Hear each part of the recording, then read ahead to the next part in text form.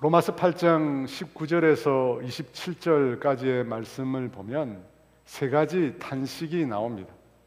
피조 세계의 탄식, 또 구원의 첫 열매인 성령을 받은 자들의 탄식, 그리고 세 번째는 믿는 자들 안에서 내주하시는 성령님의 탄식.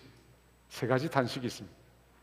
그 세 번째, 성령님의 탄식, 하나님의 영이신 성령님께서 탄식하신다고 합니다. 여러분, 왜 성령님께서 탄식하실까요? 믿는 우리가 마땅히 기도할 바를 알지 못하기 때문이라고 합니다. 마땅히. 이 말은 우리가 하나님의 자녀로서, 자연인인 인간이 아니라 하나님의 자녀로서 반드시 기도해야 하는 것을 모른다는 뜻입니다. 여러분, 우리가 보통의 기도를 알고 있어요. 기도가 무엇인지 압니다. 기도는 우리가 원하는 것을 하나님께 구하는 것입니다. 그게 기도입니다. 그런데 로마서 8장 26절에서 말하는 마땅히 기도할 바를 알지 못한다의 기도는 그와 같은 인간 중심의 기도를 말하는 것이 아닙니다. 그 기도를 두고 기도할 줄 모른다 말씀하신 것이 아니라는 것입니다. 여기서 말하는 기도는 하나님의 자녀로서 하나님의 영광을 상속받을 자로서 반드시 구해야 될 기도를 모른다는 뜻입니다. 왜냐하면 하나님의 자녀로서 구해야 하는 기도는 세상 사람들이 구하는 인간 욕구 중심의 기도가 아니기 때문입니다. 그렇다면 하나님의 자녀로서 우리가 반드시 구해야 할 기도는 어떤 것일까요? 27절에 이렇게 말씀합니다. 함께 있습니다. 마음을 살피시는 이가 성령의 생각을 아시나니 이는 성령이 하나님의 뜻대로 성도를 위하여 간구하심이라. 이 말씀을 보면 하나님의 자녀로서 우리가 드려야 하는 기도는 하나님의 뜻을 구하는 기도입니다. 하나님의 뜻을 이루는 기도입니다. 그 기도를 위해서 성령님의 도우심이 필요한 것입니다. 그렇지 않습니까? 내가 원하는 대로 인간 욕구를 구하는 기도는 성령님의 도우심이 전혀 필요 없습니다. 성령님의 도우심이 필요한 이유는 하나님의 뜻을 구해야 하기 때문에. 여러분, 성령님은 하나님의 깊은 것까지도 통달하시는 분이십니다. 그래서 성경에 보니까 성령 안에서 기도하라, 성령 안에서 기도하라고 말씀하십니다. 에베소서 6장 18절입니다. 같이 있습니다. 모든 기도와 간구를 하되 항상 성령 안에서 기도하고 이를 위하여 깨어 구하기를 항상 힘쓰며 여러 성도를 위하여 구하라. 어떻게 기도하러 갑니까? 항상 성령 안에서 기도하라고 합니다. 왜냐하면 성령님은 하나님의 뜻이 무엇인지, 하나님께서 어떤 기도를 원하시는지를 분명히 알고 계시기 때문입니다. 그래서 우리가 성령님 안에서 기도할 때 하나님의 자녀로서 반드시 해야 될 그 기도를 할 수 있다는 것입니다. 성령님은 그렇게 우리가 하나님의 자녀로서 기도할 수 있도록 우리를 도와주십니다. 그뿐만 아니라 성령님께서는 말씀해 보니까 성령님이 직접 친히 우리를 위해서 간구하신다고 합니다. 26절 말씀인데요, 다시 보면 이와 같이 성령도 우리의 연약함을 도우시나니 우리는 마땅히 기도할 바를 알지 못하나 오직 성령이 말할 수 없는 탄식으로 우리를 위하여 친히 간구하시느니라. 성령님이 말할 수 없는 탄식으로 우리를 위하여 친히 간구, 곧 탄원의 기도를 들으신다는 것입니다. 여러분, 이 말은 성령님께서 친히 우리를 위하여 중보 기도를 하신다는 것입니다. 그런데 여러분, 성령님께서 우리를 위해서 기도하신다고 하는데 우리는 그것을 어떻게 알 수 있을까? 성령님께서 분명히 기도하신다고 하는데 우리는 그것을 어떻게 알 수 있을까? 생각해 보면 직접적으로 분명히 알 수 없는 것 같습니다. 왜냐하면 오늘 말씀에도 성령님은 말할 수 없는 탄식으로 기도한다고 하셨거든요. 말할 수 없는 탄식이란 말은 인간의 언어로 이해할 수 없는 하나님께 속한 신비로운 기도임을 말씀합니다. 분명히 신비로운 기도입니다.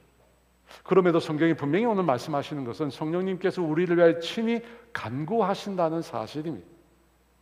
저는 그때 그 기도 소리가 성령님의 기도라고 생각합니다. 또 군대 얘기인데요, 그 전날 제가 실컷 얻어맞았던 것 같아요. 그래서 잠이 들면서 다시는 깨어나고 싶지 않다 생각을 했습니다. 그냥 이대로 다 끝났으면 좋겠다, 그런 생각을 하고 잠이 들었습니다. 아침 기상 시간이 6시인데 저는 기상했다고 생각했는데 나중에 보니까 일어난 게 아니었습니다. 흔히 렘 수면이라고 말을 하잖아요. 얕은 수면으로 깨어나기 직전이었습니다. 제 의식은 절대 일어나고 싶지 않았습니다. 그래서 계속 일어나고 싶지 않다, 그런 생각을 하고 있었습니다. 그런데 갑자기 제 귓가에 무슨 소리가 들리는 거예요. 처음에는 웅성웅성 누가 말하는 줄 알았어요. 근데 잘 들어보니까 기도 소리예요. 기도 소리. 무슨 내용인지는 몰라도 흔히 새벽 기도 때 들었던 그런 기도 소리, 그것이 계속 제 귓가에 들려오는 겁니다. 순간 제 마음에 그 소리가 어머니의 기도 소리가 아닐까 생각이 들었습니다. 왜냐하면 그때 그 시간이 어머니가 나를 위하여 새벽 기도하는 그 시간이거든요. 그러면서 그런 생각이 제 마음에 드니까 눈물이 났어요. 어머니가 나를 위해서 기도하고 있구나. 그러고 나서 조금 후에 기상 나팔 소리가 들렸습니다. 그리고 일어나서 하루를 시작했습니다. 근데 놀라운 것은 그 기도 소리를 들은 이후에 저의 군 생활이 180도 달라졌다는 것입니다. 여러분, 상황은 달라진 것이 아무것도 없었습니다. 여전히 가혹행위와 구타가 계속되었습니다. 그럼에도 제가 그 모든 것을 버텨낼 수가 있었습니다. 왜냐하면 어머니가 나를 위해서 기도하고 있다는 사실이 분명히 확신되었기 때문에, 어머니가 나를 위해서 끊임없이 기도하고 있구나, 그 사실이 저에게 너무나 큰 힘이 되었습니다. 사랑하는 여러분, 저는 중보 기도의 능력을 믿습니다. 절망 가운데, 슬픔 가운데 있는 분들을 위하여 기도하는 그 기도에 놀라운 능력이 있다고 저는 믿습니다. 왜냐하면 그 기도는 성령님의 기도이기 때문에, 말할 수 없는 탄식으로 영혼을 위해서 간구하시는 바로 그 성령님의 기도이기 때문에. 지난주에 우리 교회 교인도 아닌데 목사님 기도해 주셔서 너무 감사하다는 문자를 제가 받았습니다. 가장 힘든 시간에 가장 힘든 이야기를 들어주시고 기도해 주셔서 너무 감사하다는 내용이었습니다. 그분은 1년이 넘는 시간 동안 너무나 억울한 일로 힘들고 고통스러운 시간을 보냈습니다. 그런데 지난주 중에 그 문제가 해결되었거든요. 그 문제가 해결되는 은혜를 받거든요. 그래서 저에게 기도해줘서 고맙다고 문자를 보낸 것입니다. 또 어제는 설교를 준비하다가 지금 너무나도 힘든 일을 겪고 있는 한 성도와 상담을 했습니다. 그분의 얘기를 듣고 있는 제가 너무나 먹먹했습니다. 너무 아프고 너무 마음이 상하고 너무 괴로웠습니다. 두 사람이 마주보고 대화를 나누는데 오랫동안 아무 말도 하지 못했습니다. 침묵했습니다. 뭘 그분에게 말해줄 수가 없었습니다. 그 어떤 말로도 위로가 되지 않는다는 것을 저 자신이 너무나 잘 알고 있었기 때문에 그분을 떠나보내면서 제가 했던 마지막 말은 기도하겠습니다 였습니다. 그리고 오늘 새벽에도 저는 그분을 위해서 기도했습니다. 그리고 내일 새벽에도, 모레 새벽에도 계속해서 그분을 위해서 기도할 것입니다. 사랑하는 여러분, 성령님은 말할 수 없는 탄식으로, 인간의 언어로 표현할 수 없는 애통으로 지금도 기도하고 계십니다. 오늘 그 사실이, 성령님이 기도하고 계신다는 그 사실이, 여러분을 위해서 기도하고 있다는 그 사실이 여러분에게 힘이 되기를 원합니다. 여러분에게 위로가 되기를 원합니다. 이 세상에 그 누구도 나를 이해할 사람이 없고, 이 세상에 그 누구도 나를 위로해 줄 사람이 없고, 이 세상에 그 누구도 나를 위해 기도해 줄 사람이 없다고 생각이 들어도 성령님께서 말할 수 없는 탄식으로 여러분을 위하여 기도하고 있다는 사실에 위로를 얻고 힘을 얻으시기 바랍니다. 여러분의 그 성령님의 기도, 여러분은 우리가 직접적으로 알 수가 없습니다. 하지만 간접적으로 성령님께서 나를 위해서 기도하고 계신다는 것을 알 수 있어요. 여러분, 그게 뭐죠? 그게 바로 우리가 드리는 중보기도. 우리가 드리는 중보기도. 우리가 다른 사람을 위해서 성령님 안에서 기도하는 그 기도도 여러분 성령님의 기도예요.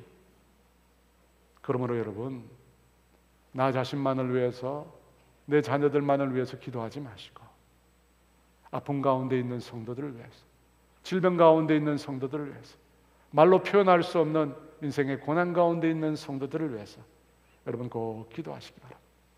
왜냐하면 우리 모두는 누군가의 기도가 필요하기 때문에, 여러분, 우리는 사실 기도 없이는 살아갈 수 없기 때문에, 그러므로 바라기는 여러분도 성령님 안에서 그 누군가를 위해 성령님의 기도를 꼭 들으시기를 주의 이름으로 축원합니다. 28절 말씀입니다. 우리 28절 다 같이 있습니다. 우리가 알거니와 하나님을 사랑하는 자 곧 그의 뜻대로 부르심을 입은 자들에게는 모든 것이 합력하여 선을 이루느니라. 이 구절은 로마서 8장의 말씀 중에 가장 유명한 구절이라고 할 수 있습니다. 하나님을 사랑하는 자 곧 그의 뜻대로 부르심을 입은 자들에게는 모든 것이 합력하여 선을 이루느니라. 근데 여러분, 이 말씀을 잘못 이해하는 분이 의외로 많습니다. 모든 것이 합력하여 선을 이룬다고 하니까 예수만 믿으면 모든 것이 잘 되고, 예수만 믿으면 모든 것이 복될 것이다 라고 생각하는데, 여러분, 실제로 이 말씀은 그런 뜻이 아닙니다. 우리가 알거니와 하나님을 사랑하는 자라고 합니다. 여러분, 하나님을 사랑한다라고 하는 걸 생각해 보면 자연인인 인간의 본질적인 속성에 어울리지 않는 말이에요. 자연인인 인간의 본질적인 속성에 하나님을 사랑한다는 말은 어울리지 않습니다. 왜냐하면 인간은 본래 그 마음에 하나님 두기를 싫어하기 때문에. 로마서 1장 21절에 이렇게 말합니다. 하나님을 알되 하나님을 영화롭게도 아니하고 감사하지도 아니하고. 여러분, 이것이 인간의 본래 모습이에요. 하나님을 알지만 하나님을 영화롭게 하지 않습니다. 모든 것을 하나님께로부터 받았지만 하나님께 감사하지도 않습니다.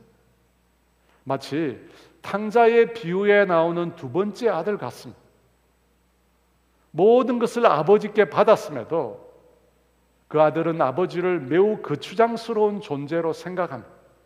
늘 자신이 하고 싶은 것을 가로막는 존재로 아버지를 생각합니다. 언제든 자신을 울타리 속에 가두어주는 존재로 아버지를 생각합니다.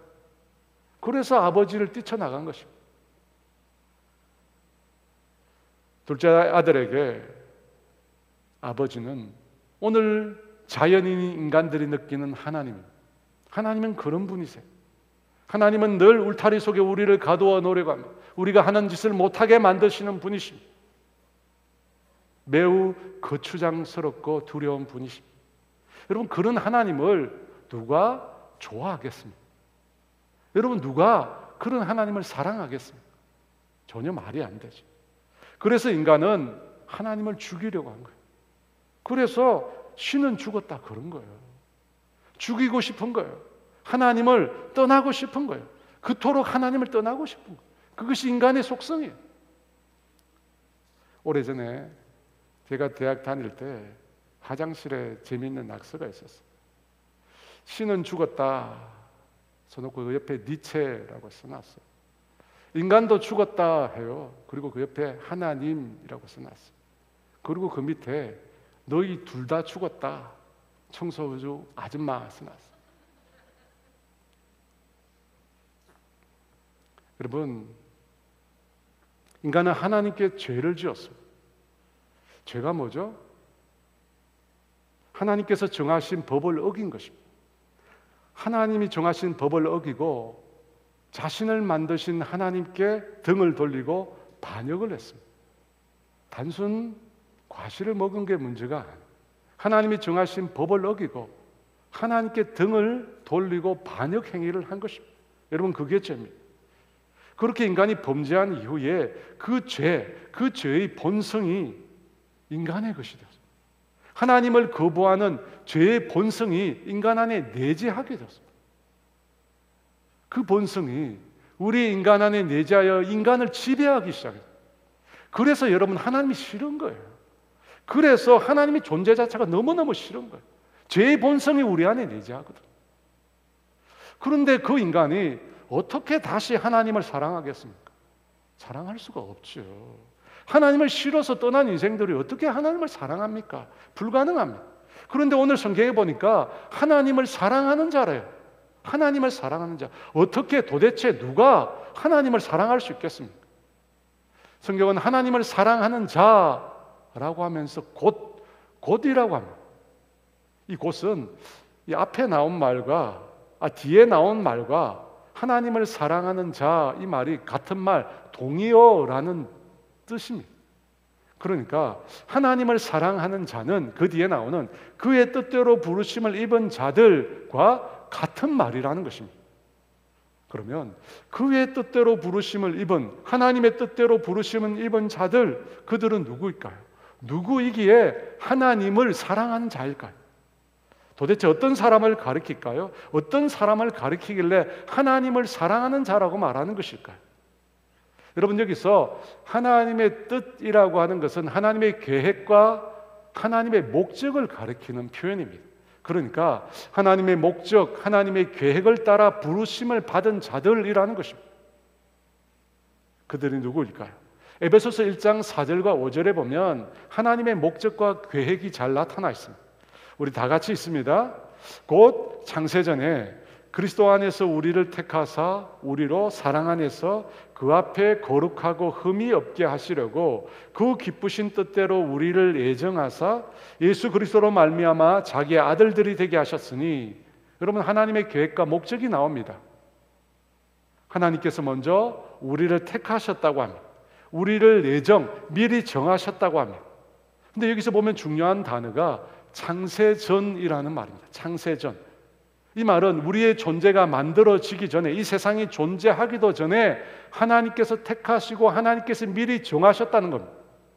그래서 여러분, 하나님의 선택, 하나님의 예정이라고 하는 말 속에는 일방적인 성격이 담겨 있습니다. 왜냐하면 우리가 존재하기도 전에, 만들어지기도 전에 우리를 선택하고 예정하셨기 때문입니다. 우리의 의사를 우리에게 물어보신 것이 아닙니다. 그냥 일방적으로 하나님께서 원하시는 대로 자신의 목적과 계획을 따라 우리를 택하시고 우리를 예정하신 것입니다.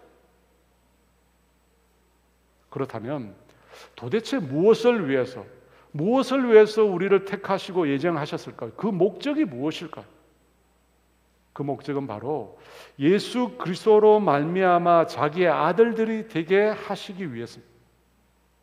하나님께서 우리를 선택하고 예정하셨는데 그렇게 하신 목적이 우리를 당신의 자녀로 삼으시기 위해서라는 것입니다. 그런데 그것이 하나님의 일방적인 결정이었다는 것입니다. 그것의 그 어떤 조건을 발견할 수가 없습니다. 우리에게서 하나님의 자녀가 될 만한 그 어떤 조건이나 그 어떤 노력을 요구하시지 않았다는 것입니다. 일방적으로 하신 거예요. 물론 여러분, 생각해 보면 우리라고 하는 인간이 그 어떤 노력으로 고쳐질 수 있는 존재들이 아닙니다. 칼빈이 말한 것처럼 인간은 전적으로 타락했고 전적으로 무능력합니다. 전적으로 타락하고 전적으로 무능력합니다. 그래서 그 어떻게 해서도 인간 스스로는 자신을 구원할 수 없다는 것입니다. 여러분, 우리 인생이 먼저 하나님을 싫어했어요. 하나님께서 우리가 싫어서 내버리신 것이 결단코 아닙니다. 우리가 하나님이 싫어서 하나님을 떠난 것입니다. 그렇게 하나님을 떠난 인생들은 그 다음에 어떻게 되었을까요? 생수의 근원이신 하나님을 떠났기에 성경은 인간에게 죽음이라고 하는 것이 왔다고 말씀합니다. 하나님을 떠난 인생은 마치 나무에서 잘려나간 나무 가지와 같이 되었습니다. 밑동이 잘려버린 꽃다발 같이 되었습니다. 여러분, 겉으로 보기에 화려해 보이기에 살아있는 것처럼 보이지만 실상 꽃다발은 죽은 것입니다. 고작 며칠 버틸 만한 양분이 잘려진 꽃줄기 속에 남아있을 뿐입니다. 근데 시간이 지나면 여러분, 그 남은 것으로 인간이 70년, 80년 세월을 살다가 결국 마지막에 다 말라버리는 것입니다. 여러분, 이것이 바로 하나님을 떠난 인생에게 주어진 운명, 죽음이라는 것입니다. 하나님을 떠난 인생은 영원히 멸망받을 수밖에 없는 자들입니다. 그런데 그런 인생들을 아무런 조건도 없이 단지 하나님 자신의 목적을 위해서 우리를 불러주셨다는 것입니다. 불러주셨어요. 그것을 호세아서 2장 23절은 이렇게 표현합니다. 내가 나를 위하여 그를 이 땅에 심고 긍휼히 여김을 받지 못하였던 자를 긍휼히 여기며 내 백성이 아니었던 자에게 향하여 이르기를 너는 내 백성이라 하리니 그들은 이르기를 주는 내 하나님이시라 하리라 하시니라. 긍휼히 여김을 받지 못하였던 자를 긍휼히 여기신다고 합니다. 하나님의 백성이 아닌 자들, 영원히 멸망받을 수밖에 없는 자들, 저주 가운데 있는 자들을 불러서 내 백성이라고, 하나님 자녀라고 말씀하신다는 것입니다. 여러분, 어떻게 이런 일이 일어날 수 있습니까? 인간이 하나님을 떠난 거예요. 하나님께 반역하고 하나님을 저주하며 떠난 거예요. 그래서 말라버린 꽃다발, 바싹 말라버린 나뭇가지가 된 거예요. 그런데 그들을 불러서 긍휼을 주시고 하나님 자녀로 삼아 주시겠다고 말씀하십니다. 여러분, 이것을 성경적인 용어로 은혜라고 합니다. 은혜. 자격이 없는 자에게, 자격이 되지 않는 자에게 하나님께서 무한한 호의를 베풀어 주신다는 뜻입니다. 여러분, 그 은혜의 대표적인 신약의 인물을 들자면 사도 바울입니다. 그는 한때 하나님의 교회를 핍박했던 자입니다. 예수 믿는 자를 박해하고 그들을 때리고 옥에 가두는 일에 앞장섰던 자입니다. 그런데 그런 자를 하나님께서 구원해 주시고 자녀로 삼아 주시고 또 하나님의 위대한 복음 전파의 명령을 부여해 주셨습니다. 그래서 고린도전서 15장 9절과 10절에 바울이 이런 고백을 합니다. 나는 사도 중에 가장 작은 자라 나는 하나님의 교회를 박해하였으므로 사도라 칭함받기를 감당하지 못할 자니라.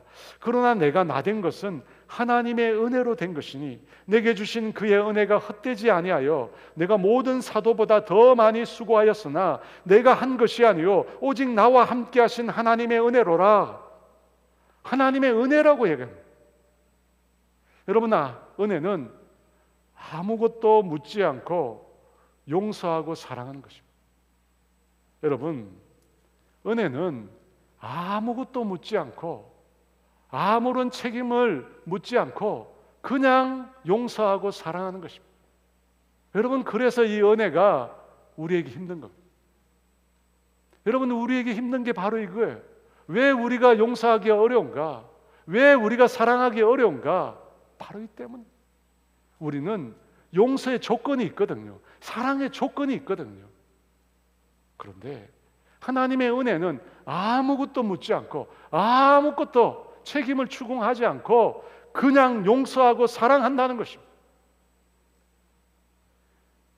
여러분, 이 은혜라고 하는 개념은 이 세상 종교에는 없는 개념입니다. 이 세상 모든 종교는 인본주의입니다. 여러분, 인본주의에는 은혜라고 하는 개념이 존재하지 않습니다. 인간의 중심이 되는 모든 종교에는 조건이라고 하는 것이 존재합니다. 용서에도 조건이 존재합니다. 사랑에도 조건이 존재합니다. 구원에도 조건이 존재합니다. 하지만 하나님의 은혜에는, 하나님의 용서에는 조건이 존재하지 않습니다. 이 오래된 참나무에 노란 리본을 달아주세요라는 미국 노래로 유명해진 이야기가 있습니다. 노란 손수건이라는 이야기입니다. 아마 많은 분들이 아실 거예요. 이런 내용입니다. 이 플로리다 주의 포토 라우더데일 해변으로 가는 버스의 맨 앞자리에 한 남자가 앉아 있었습니다. 그는 흐름한 옷에 무표정한 얼굴을 하고 있었는데 버스가 휴게소에 섰을 때 사람들은 다 차에서 내려서 배를 채우기에 바빴는데 이 남자만은 돌부처처럼 그 자리에 그대로 앉아 있었습니다. 그래서 사람들이 다 궁금했습니다. 누굴까? 퇴역 병사인가? 아니면 배를 타는 선장인가? 그 중에 호기심이 많은 한 여자가 그에게 다가가서 말을 걸었습니다. 그런데 그는 질문을 받고도 한참 동안 침묵을 했습니다. 그리고 한참 후에야 괴로운 표정을 지으면서 자신의 사연을 털어놓았습니다. 그의 이름은 빙고였고 그는 4년을 형부소에서 보내다가 드디어 석방이 되어서 집으로 돌아가는 길이라고 합니다. 그는 가석방이 결정되던 날 아내에게 편지를 썼습니다. 만약 나를 용서하고 나를 다시 받아들인다면 마을 어귀 참나무에 노란 손수건을 걸어달라고. 만약 손수건이 보이지 않으면 그냥 자신은 버스를 타고 어디론가 가버리겠다고 했습니다. 그 사연을 알게 된 승객들은 그의 집이 있는 마을에 가까이 다가가자 모두 창가에 붙어서 크다란 참나무가 나타나기만을 기다렸습니다.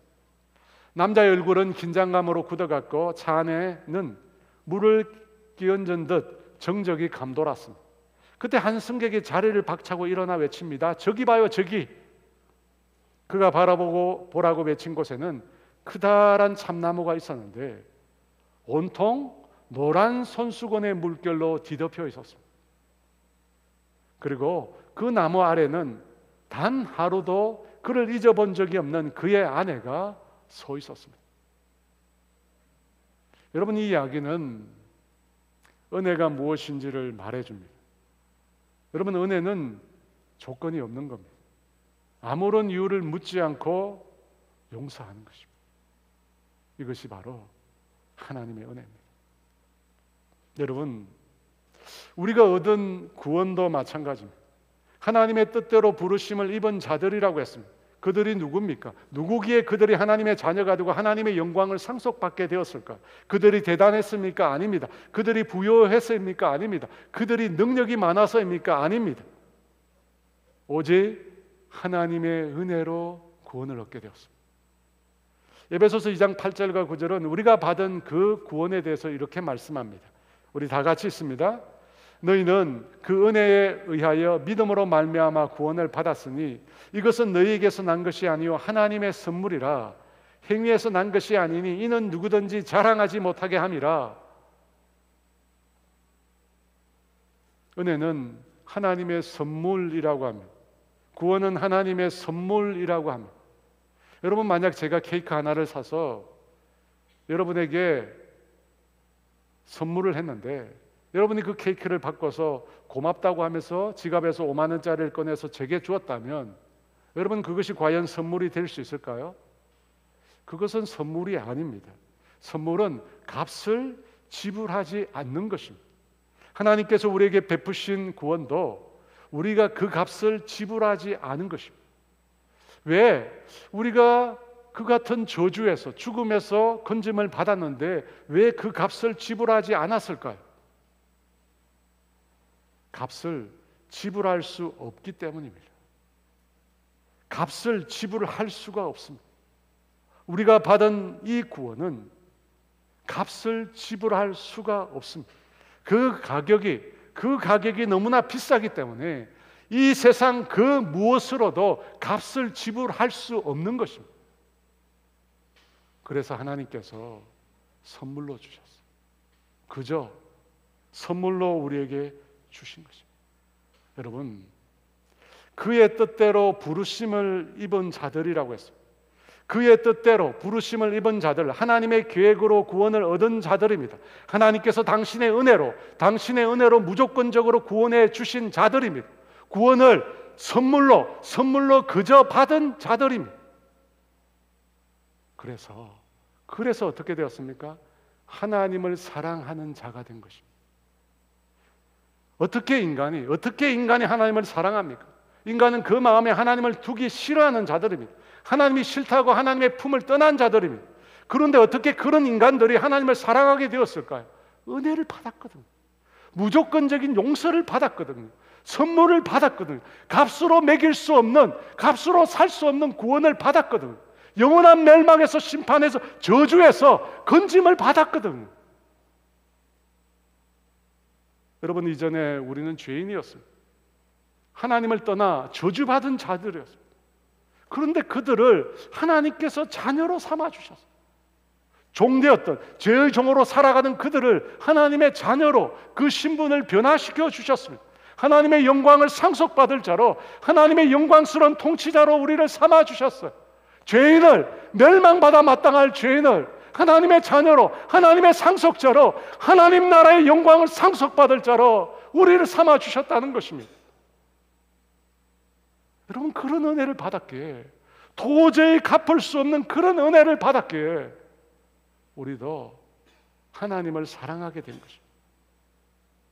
성경은 분명히 우리가 먼저 하나님을 사랑한 것이 아니라고 말씀합니다. 우리가 먼저가 아니라 하나님이 먼저 사랑하신 거예요. 요한일서 4장 19절에 우리가 사랑하면 그가 먼저 우리를 사랑하셨습니다. 우리가 사랑하면 그가 먼저 우리를 사랑하셨습니다. 요한일서 4장 10절에 사랑은 여기 있으니 우리가 하나님을 사랑한 것이 아니요 하나님이 우리를 사랑하사 우리 죄를 속하기 위하여 화목 제물로 그 아들을 보내셨습니다. 하나님이 먼저 사랑하신 것. 어느 정도로 그 아들을 주시기까지 사랑하신 것입니다. 로마서 8장 32절에 이렇게 말합니다. 자기 아들을 아끼지 아니하시고 우리 모든 사람을 위하여 내주시니가 어찌 그 아들과 함께 모든 것을 우리에게 주시지 아니하겠느냐. 하나님이 다 주셨다는 것입니다. 하나님이 주시지 않은 것이 무엇이냐고 반문합니다. 여러분, 그런 사랑을 받았기에, 아들까지 주시는 그런 사랑을 받았기에, 진짜 사랑을 받았기에 사랑을 알게 된 것입니다. 그래서 이제 하나님을 사랑하는 자가 된 것입니다. 어느 집사님이 3년 넘게 치매 어머니를 돌보셨습니다. 치매 외에도 혈액암을 앓고 계셨는데 그 엄마를 자기 집에 모셔와서 직접 매일 씻기고 음식을 해서 먹이고 병원에 모시고 다니면서 돌보아 드렸습니다. 3년을 넘게 했습니다. 여러분, 얼마나 힘들었겠어요. 24시간 온 신경을 어머니께 다 쏟았습니다. 밤에 잠을 잘 때도 중간중간에 깨어서 어머니를 계속해서 돌봐드려야 했습니다. 3년 넘게 하니까 힘들더래요. 근데 어머니가 갑자기 안 좋아지기 시작한 것입니다. 마지막 두세 달을 보내게 되는데 그때는 정말 혼신의 힘을 다해서 어머니를 간호했습니다. 그런데 그 마지막 그 시간이 그때는 길 줄 알았는데 지나고 보니까 너무나 짧더래요. 긴 줄 알았는데, 엄마와 함께하는 시간이 계속 될 줄 알았는데 너무나 순식간에 지나가 버렸대요. 그래서 어머니가 떠난 지금은 엄마가 너무 그립대요. 엄마가 해준 것에 비해서 자신이 해준 것이 너무 없었어요. 3년 동안 엄마를 돌보면서 때로 그만했으면 하는 마음을 가졌는데 그게 지금은 너무 죄송하대요. 왜냐하면 엄마라면 절대 그렇게 안 하셨을 것 같아요. 엄마라면 자신을 키우면서 엄마는 단 한 번도 자신이 아프고 힘들 때 자기처럼 생각 안 하셨으니까. 그 얘기를 하시면서 엄마가 너무 그립고 너무 죄송하대요. 그리고 너무 보고 싶대. 저는 그 집사님 얘기를 들으면서 그 얘기 속에서 하나님을 보게 되었습니다. 여러분, 어느 부모가 자식이 아픈 것을 보면서 부모인 자신이 더 아프다고 그런 말을 할까요? 아니겠죠. 아픈 자식을 보면서 너 때문에 내가 더 힘들다고 말하는 그 부모가 있을까요? 아픈 그 자식 때문에 힘든 거지 그 자식 때문에 내가 힘들다고 하는 부모가 있겠습니까? 자식은 부모 때문에 힘들다고 하지만 부모는 아픈 자식을 돌보다가 자기가 힘들다고 하지 않습니다. 자식이 아프기 때문에 힘든 거죠. 부모 돌보다가 자식은 함께 죽자고 말하지만 여러분, 어느 부모가 아픈 자식에게 함께 죽자고 말을 합니까? 그러지 않습니다. 부모는 그 자식을 끝까지 자신이 못 돌볼 것 같아서 끝까지 그 자식을 못 돌볼 것 같아서 그게 힘든 거잖아요. 여러분, 하나님의 사랑이 그래요. 하나님의 사랑이, 하나님이 우리 때문에 힘드신 거예요. 예수님을 이 세상에 보내어서 힘든 게 아니라 우리 때문에 힘든 거예요. 부모가 그 아픈 자식을 보면서 자기 생명까지 다 줬어라도, 자기를 죽였어라도 그 자식을 살리고 싶은 것처럼, 그 심정인 것처럼 하나님도 죽어가는 인생들을 보면서, 죄와 저주 가운데 죽어가는 인생들을 보면서 자신을 다 죽여서 그 한 인생들을 살리고 싶은 거예요. 그게 하나님 마음이에요. 그래서 하나님이 자기 자식을 죽인 거 아니에요. 그 죽어가는 인생들을 살리고 싶어서.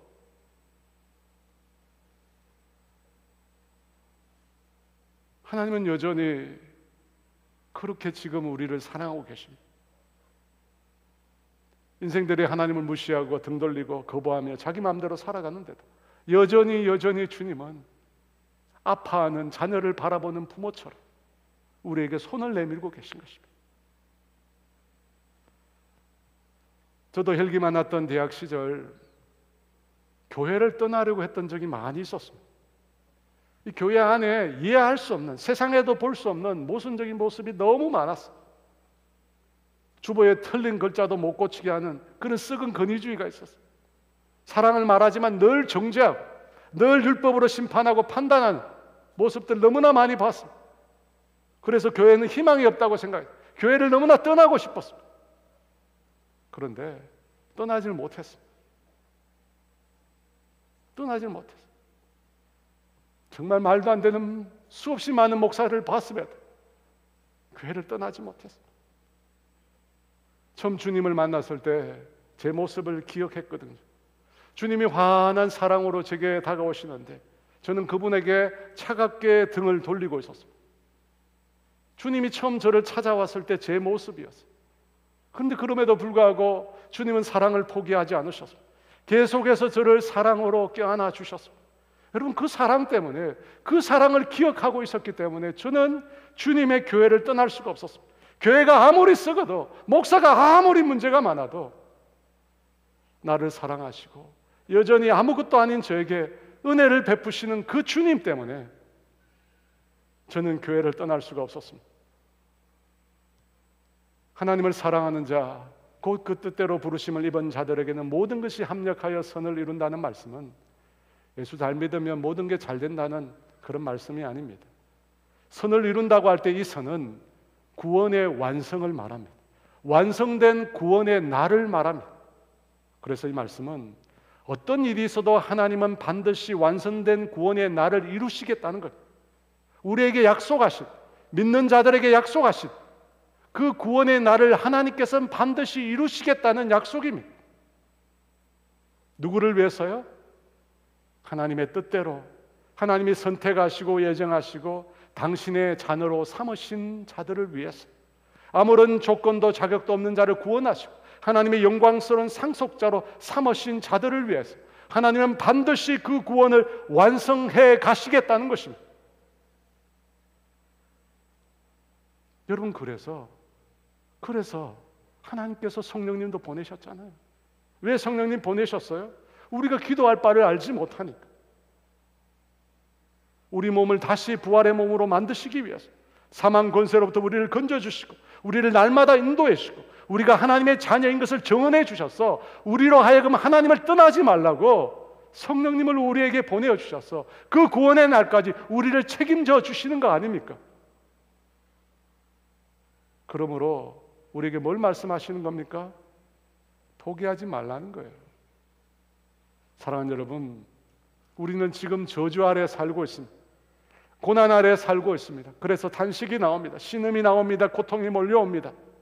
그렇게 힘든 삶임에도 불구하고 우리가 버틸 수 있는 것은 하나님의 사랑이 있기 때문에, 무조건적으로 조건 없이 일방적으로 끝까지 사랑하시는, 자기 목숨을 바쳐서라도 우리를 사랑하시는, 우리의 아픈, 우리의 저주, 우리의 고통 가운데 신음하는 우리를 보시면서 더 아파하시는 그 주님의 사랑 때문에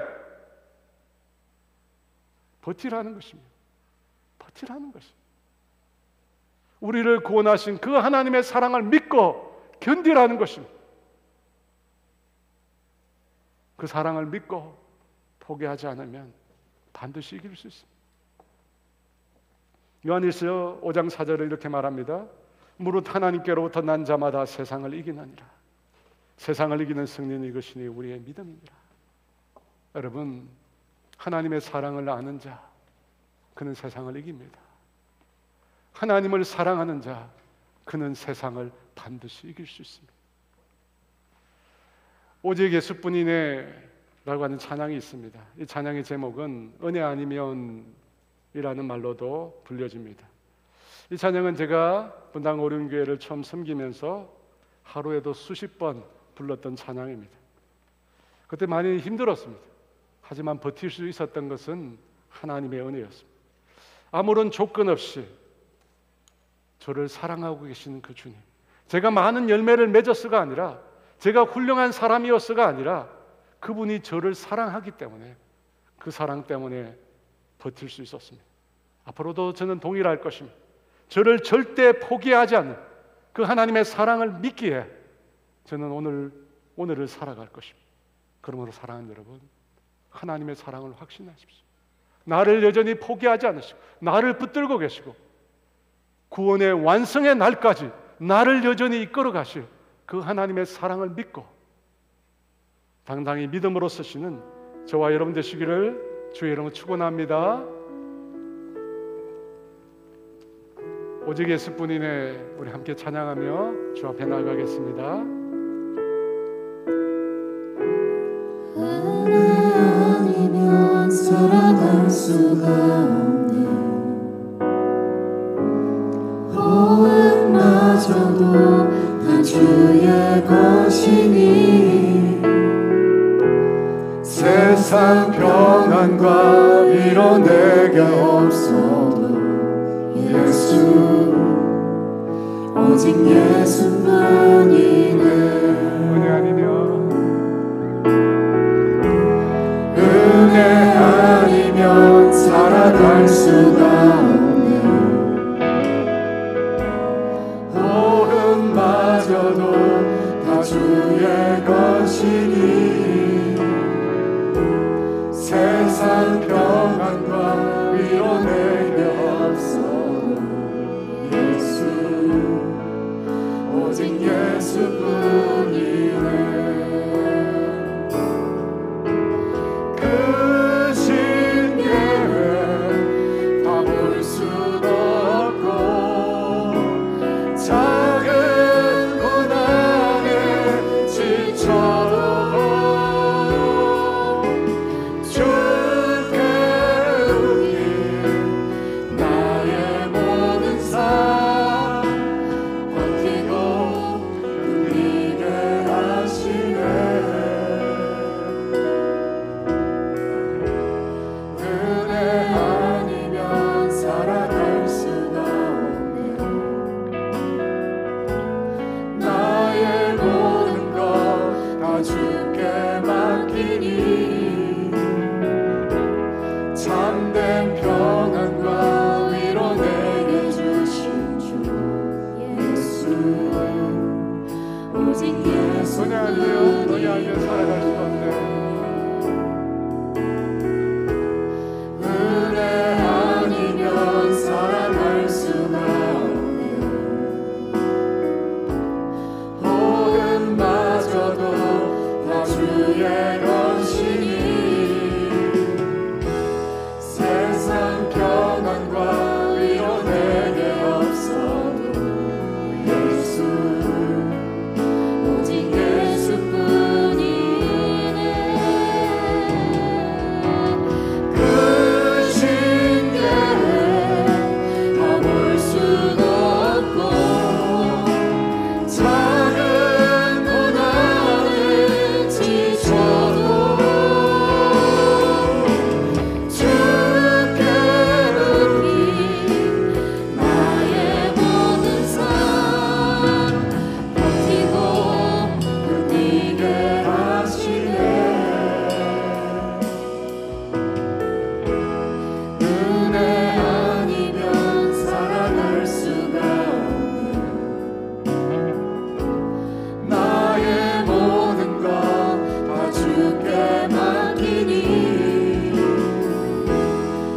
참된 평안과 위로 내게 주신 주 예수 오직 예수뿐이네.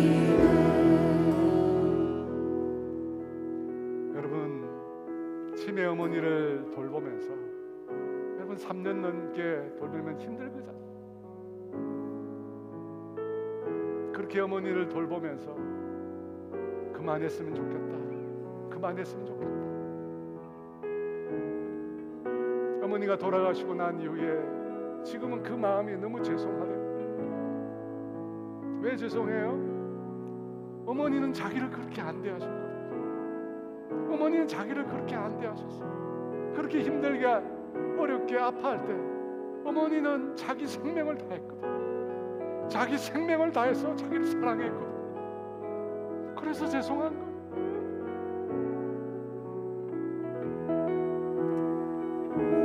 우리는 잘 느끼지 못하지만, 우리는 잘 느끼지 못해. 하나님은 우리를 그렇게 사랑하셨어요. 하나님은 우리를 그렇게 사랑하셨어요. 자기 생명을 다해서, 자기의 모든 것을 다해서 우리를 사랑하셨어요.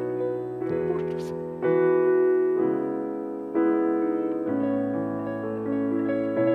여러분, 그 사랑의 확신만 있으면 세상이 여러분을 뭐라고 이야기해도, 이 세상에 여러분이 뭐라고 이야기해도, 누가 여러분을 뭐라고 이야기해도 아무 상관없어요. 그 사랑이 있으면 여러분, 우리는 만족할 수 있어요. 그 사랑이 있으면 우리는 이 세상에서, 이 세상을 이기며 살 수 있어요.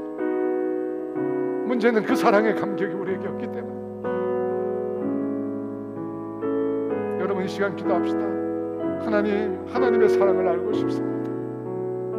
이 못난 자녀를 용서해 주시고, 정말 하나님의 사랑이 얼마나 큰지, 얼마나 위대한지 그 사랑을 알게 해주세요. 단 한 번만이라도 그 사랑을 경험하게 해주세요. 우리 주여, 주 기도합니다. 주여, 아니면 살아갈 수가 없네. 호흡마저도 다 주의 것이니 세상 평안과 위로 내게 없어도 예수 오직 예수뿐이네. 그 신경에 다 볼 수도 없고 저는 원하는 지쳐도 주께 묻기 나의 모든 삶 버티고 견디게 하시는 그 신경에 다 볼 수도 없고 저는 고난을 지쳐도 주께 묻기 나의 모든 삶 버티고 견디게 하시네. 은혜 아니면 살아갈 수가 없네. 나의 모든 것 다 주께 맡기니 참된 평안과 위로 내게 주신 주 예수 오직 예수뿐이네. 주님, 아파하는 우리를 보시면서, 고통스러워하는 우리를 보시면서 아파하시고 눈물 흘리시며 고통하셨던 주님을 보게 됩니다. 영원한 멸망으로 가는 인생들을 불쌍히 여기셔서 단 하나밖에 없는 아들 그리스도를 십자가에 못 박아 처절히 찢으신 그 하나님의 사랑을 우리가 알기를 원합니다. 주님 도와주시옵소서. 온 세상을 창조하시고 모든 만물의 주인이 되신 그 아버지께서 우리에게 그 사랑을 주셨다. 주님, 그것으로 우리가 충분하지 않습니까? 우리의 구원의 완성을 위해서 성령을 보내주시고 매 순간 우리를 인도해 주시고 이끌어 주시고 하나님의 자녀임을 확신하고 하나님의 무수한 그 영광스러운 그 뜻을 우리에게 가르쳐 주셨습니다. 그거로 족하지 않습니다. 우리가 더 무엇을 바라겠습니까? 주님, 그 주님의 사랑 가운데 살아가게 도와주시옵소서. 그 사랑을 날마다 경험하게 도와주십시오. 그리고 우리도 주님 사랑한다, 나를 그토록 사랑하신 주님, 나도 주님 사랑한다 고백하는 주의 자녀들 되게 하여 주시옵소서. 지금은 우리 주 예수 그리스도의 은혜와 하나님의 다함이 없는 사랑하심과 성령님의 교통하심과 인도하심과 위로하심, 오늘 주님을 사랑하겠다고 다짐하고 고백하는 사랑하는 성도들 위해 이제로부터 영원토록 함께 하시기를 간절히 축원하옵나이다.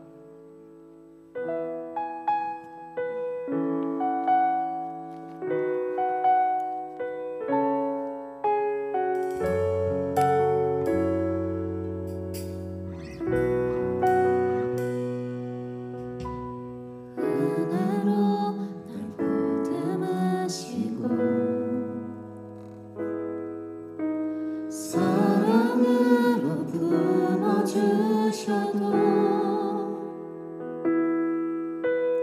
내 마음 한 자락도 지키지 못하는 뒷모습 부끄럽습니다.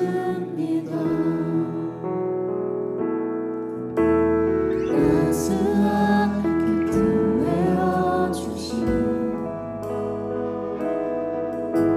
주님 앞에 나아갑니다.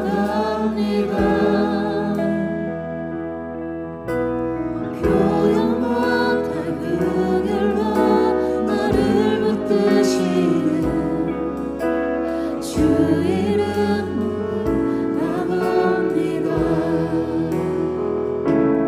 매일 마주한 슬픔을 견뎌나가며 주 예수의 마음을 닮아가는 두려운 걸음마다 주가 동행하니 주 의지하며 오늘을 걷네. 주의 신실한 소망을 깊이 담으며 주 예수의 풍요를 채워가는 하나님의 자녀로 명예 지켜가며 깊어진 삶을 주께 드리네.